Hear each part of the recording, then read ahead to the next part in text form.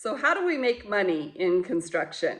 Well, there's a lot of different ways to be able to do that, but one of the ways that we look at is called a markup. We're going to put a markup on almost everything that we put into a bid.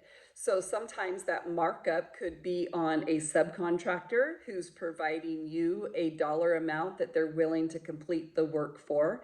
Sometimes a markup is going to be on product and services. And sometimes we're going to find some other things where we're just going to put a profit markup on the entire job.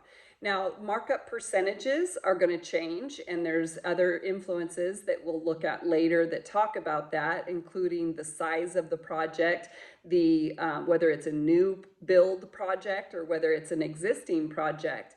But there's a couple other clarifications that I want to make, because sometimes people mix in with markup something called contingency and also escalation and inflation and something that we call contractor climate.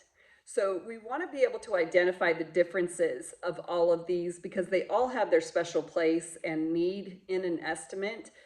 There are times when an estimator doesn't want to reveal all of that information to an owner or someone that they're providing the estimate to. But a markup is going to be profit that is expected to be earned on the project.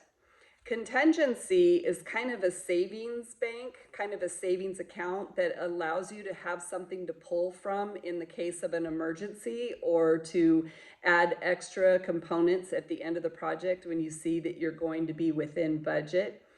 Escalation and inflation are a little bit different. Everyone is getting their own experience and knowledge on inflation, which seems to be carried with how the economy is doing. Escalation is more of just an expectation of prices increasing over time, and so making sure that you're staying current with the current costs associated. And then contractor climate is really kind of a nuance out there that we include when our contractors are super busy and don't really want the work, but go ahead and throw a number at it anyway, but it's usually a super high number. So when we're looking at the different things that are added to the labor, materials, and equipment that we're using to build a project, we're going to want to make sure that we have true clarity on what those additional adds to the estimate are going to be.